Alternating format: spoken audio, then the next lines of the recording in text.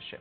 પણ આગળ વધીએ અને હવે રિયલ એસ્ટેટ સ્ટોક્સ જે છે તે ખાસા એવા બઝિંગ રહેતા જોવા મળી રહ્યા છે. તમે નજર કરો તો બધામાં તેજી છે, બધાના વોલ્યુમ સાથે, બધાને લઈને બિઝનેસ અપડેટ સાથે, બધાને લઈને પણ એક્શન છે. તો ચર્ચા કરીશું આજે આપણી સાથે પૂર્વાંકરાના સીईओ अभिषेक कपूर जोड़ाए रहा है. अभिषेक जी, बहुत बहुत स्वागत है आपका सीएनबीसी बाजार पर. Good afternoon. फिर से एक बार आपसे कनेक्ट हो रहे हैं आज और हम देख रहे हैं काफ़ी अच्छे वॉल्यूम ग्रोथ के साथ इंडस्ट्री आगे बढ़ रही है.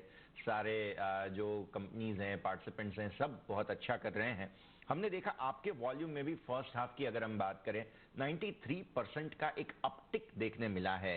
और साथ ही साथ जिस प्रकार के हमारे लक्ष्य थे पूरे फाइनेंशियल ईयर के, उसमें हम कहाँ तक पहुँच पाए और इस वॉल्यूम ग्रोथ को आप किस नज़रिए से देखते हैं, इसके साथ हम चर्चा की शुरुआत करें. Sir, good afternoon. Good afternoon Yash, thank you show पे इनवाइट करने के लिए. तो जो वॉल्यूम ग्रोथ है वो हमारा जो प्लान था लॉन्चेस का और जो सस्टेनेंस में ग्रोथ हो रही है उसको लेकर के है. और देखेंगे तो इस लास्ट क्वार्टर में हमने 1600 करोड़ का बिजनेस किया है, जहां तक हमने लास्ट ईयर सेम क्वार्टर में 791 करोड़ का बिजनेस किया था. और ओवरऑल जो हमारा लॉन्च और सस्टेनेंस का परफॉर्मेंस है वो बहुत ही बढ़िया रहा है, बहुत ही एनकरेजिंग रहा है.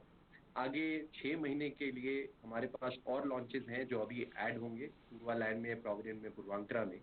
तो हमें ये दिखाई दे रहा है कि जो फेस्टिव सीजन शुरुआत हो रही है उसको लेकर के, और जो लास्ट क्वार्टर में टिपिकली पहले दोनों क्वार्टर से बेटर नंबर होते हैं, तो मुझे लगता है ओवरऑल इंडस्ट्री में तो डेफिनेटली ग्रोथ हो रही है और पूर्वांकरा की ये जो पिवोटल ग्रोथ है वो आपको आगे भी दिखाई देगी.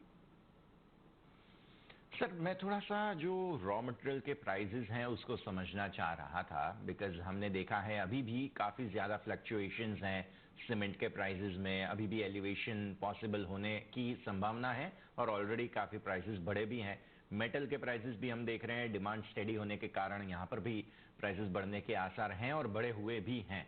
ऐसी स्थिति में जो प्राइस पे हम प्रोडक्ट्स बेच रहे हैं पर्टिकुलरली, उसके ऊपर कितना असर आया है, नहीं आया है, और क्या आपको लग रहा है कि प्राइस जो स्टेबल होने चाहिए अब यहाँ से हमारे पर्टिकुलरली अगर रिटेल प्राइसेस जो हैं वो अब स्टेबल होने चाहिए, आपको लग रहा है कि अभी भी थोड़े से आसार हैं प्रॉपर्टी के प्राइसेस बढ़ने के? सर देखिए, प्रॉपर्टी के प्राइसेस जहां तक सवाल है, मुझे लगता है कि ये एक स्टेबल मोड में है, स्टेबल ग्रोथ मोड में है. इसका मतलब ये है कि करीब आप समझें 8 to 9% average annual price appreciation आपको दिखेगा. ये एवरेज है. लेकिन प्रोजेक्ट टू प्रोजेक्ट, जैसा मैंने पहले भी कहा है कि लॉन्च से लेके कंप्लीशन तक 50 to 60% प्राइस बढ़ते हैं, वो ट्रेंड कंटिन्यू होगा. लेकिन ओवरऑल एनुअल एवरेज अगर आप देखें तो आपको वो 8 to 9% दिखाई देगा. और जहां तक कमोडिटी प्राइसेस का और जो इनपुट कॉस्ट का सवाल है, वो कॉस्ट मुझे लगता है कि अभी थोड़ी स्टेबिलिटी सी लग रही है और आगे कोई ज्यादा विशेष डिसरप्शन अगर नहीं हुआ ग्लोबल हेडविंड्स या किसी ग्लोबल इंसिडेंट की वजह से, तो मुझे लगता है कि इकोनॉमी के लिए बहुत जरूरी है कि गवर्नमेंट और आरबीआई इन्फ्लेशन को कंट्रोल में रखते हुए प्राइस स्टेबिलिटी रखे, ताकि इकोनॉमिक एक्टिविटी कोई हैम्पर ना हो. तो मुझे लगता है कि जैसे इंटरेस्ट रेट भी हो गया, वो आरबीआई ने नहीं बढ़ाया, राइट. सो कई दूसरे मेजर्स हैं जो गवर्नमेंट और आरबीआई लेगी पॉसिबली टू कर्टेल करने के लिए इन्फ्लेशन. तो जैसे जैसे आगे बढ़ेंगे, मुझे लगता है कि ये इकोनॉमिक ग्रोथ के लिए इंपॉर्टेंट है कि स्टेबिलिटी रहे. सो आई एम एक्सपेक्टिंग कि अब ये प्राइस भी स्टेबल रहेगा और हम जो normal stable growth rate mode में होते हैं वो हो. इन सबके बीच में मैं आपके रियलाइजेशंस देख रहा हूँ, ईयर ऑन ईयर काफ़ी अच्छा ग्रोथ यहाँ पर देखने मिल रहा है. और जैसे आपने बताया कि एक स्टेडी अपवर्ड ट्रेंड में जो प्राइसेस हैं वो हैं, ऐसी स्थिति में हमारे रियलाइजेशंस भी काफ़ी हेल्दी जा रहे हैं. इनके बारे में बताइए, कैसे हम मैनेज कर रहे हैं इन सब चीज़ों को? जी देखें, जैसा मैंने कहा, प्राइसेस इन्वेंट्री और प्रोजेक्ट और माइक्रो मार्केट के बेसिस पे होता है. हम अलग अलग प्रोजेक्ट को अलग अलग नज़रिए से देखते हैं. डिमांड सप्लाई क्या है मार्केट में, हमारे प्रोडक्ट का ट्रैक्शन क्या है, कितनी अवेलेबल इन्वेंट्री है, और उसके बेसिस पे उसकी प्राइसिंग कंपटीशन के साथ मैप करते हुए रखते हैं. Puravankara as a brand group हम प्रीमियम कमांड करते हैं मार्केट में, तो वो हमारे ध्यान में रहता है, क्योंकि हमारा जो प्रोडक्ट में इन्वेस्टमेंट है, क्वालिटी में जो इन्वेस्टमेंट है, जो हमारे प्रोसेसेस हैं वो बड़े रोबस्ट हैं। हम पैसे भी ज़्यादा लगाते हैं प्रोडक्ट के अंदर, तो उसको ध्यान में रखते हुए हम प्राइस को मैनेज करते हैं। और ये मार्केट टू मार्केट और लोकेशन पे डिपेंड करता है कि कितना प्राइस किस प्रोजेक्ट में अप्रिशिएट हो रहा है। ठीक है सर, थोड़ा सा ब्रेकअप में समझना चाहूँगा। लेटली हमने देखा है लोगों को प्रीमियम प्रोडक्ट्स खरीदने में ज़्यादा फोकस है। क्या अफोर्डेबल में थोड़ा सा कमी आई है डिमांड में, या क्या कैसे देख रहे हैं इसका? थोड़ा सा हमें समझा सके तो प्रीमियम प्रोडक्ट्स और अफोर्डेबल प्रोडक्ट्स के बीच में। जी देखिए, मैं अफोर्डेबल प्रोजेक्ट कैसे डिफाइन करते हैं वो बड़ा इम्पोर्टेंट है। Right luxury, sir. मैं डिफाइन करता हूँ लग्जरी, 1 सवा करोड़ के ऊपर का प्रोडक्ट लग्जरी में आ गया। सुपर लग्जरी हम्म, तो दूसरा ही कैटेगरी है। और आप हम्म, समझ लें 50 लाख से लेकर के 1 करोड़ के बीच में मिड सेगमेंट आ गया, और ये 40-50 लाख के नीचे वाला अफोर्डेबल सेगमेंट में आ गया। ये जो 40-50 लाख के नीचे वाला प्रोडक्ट है, इसकी डिमांड डेफिनेटली है, लेकिन सप्लाई की बड़ी तकलीफ है, क्योंकि ये प्रोडक्ट बनाना बड़ा मुश्किल है, अनलेस, क्योंकि इसमें कोई मार्जिन नहीं, कमर्शियली वायबल होना बड़ा डिफिकल्ट होता है। तो इसमें गवर्नमेंट इंसेंटिव और गवर्नमेंट इंटरवेंशन की जरूरत है, अगर प्राइवेट प्लेयर्स को, डेवलपर्स को इस काम को बढ़ाना है।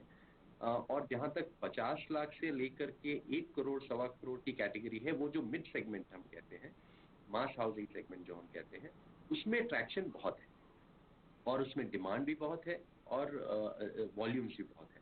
और जहाँ तक लग्जरी का सवाल है, डेफिनेटली है कि वहाँ पे डिमांड अच्छी है, और सेल्स बहुत अच्छी हो रही है अक्रॉस द कंट्री।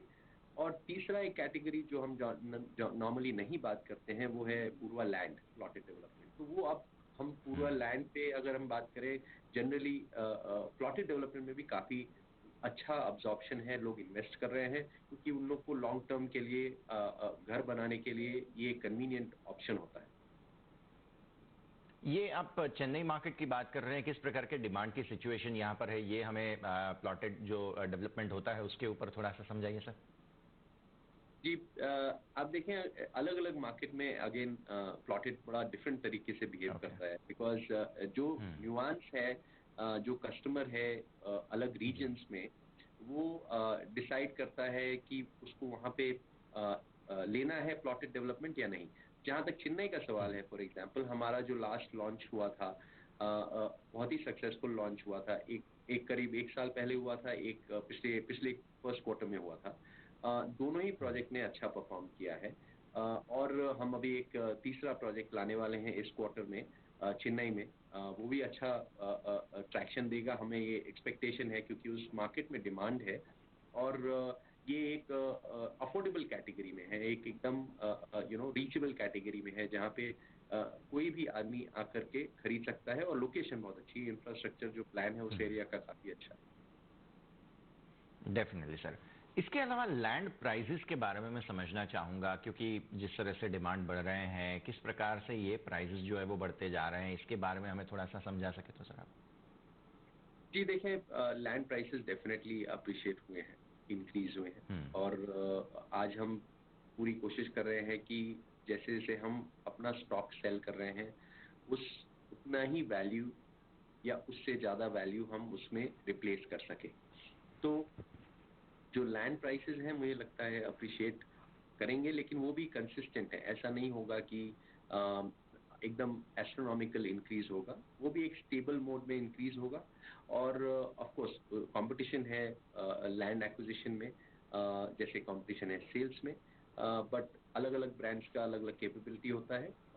जहाँ तक मुझे लगता है, अ, अलग स्ट्रक्चर्स भी पॉसिबल होते हैं लैंड को लेने में। तो अब ये एक स्टेबल मोड में रहेगा, मुझे लगता है जो इंक्रीज होना था वो काफी इंक्रीज हुआ है ऑलरेडी। अब वो स्टेबल मोड में होना चाहिए। ठीक है सर। आखिरी सवाल मेरा रहेगा डेट पे, कैसे आप इसको फोकस कर रहे हैं आगे? कोई पैसे और बढ़ाने की कोई योजना है आपकी या नहीं?